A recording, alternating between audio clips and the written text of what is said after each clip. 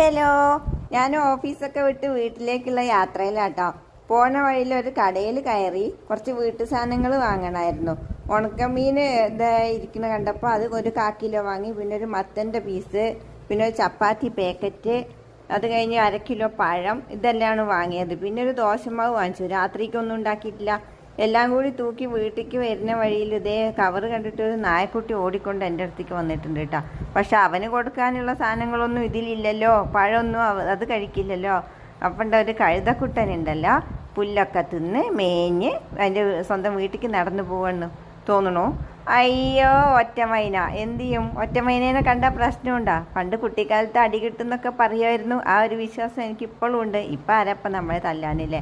പിന്നെ ചുറ്റും നോക്കി ഒരു മൈനേനെയും കൂടി കാണുമെന്ന്, പക്ഷെ കണ്ടില്ല.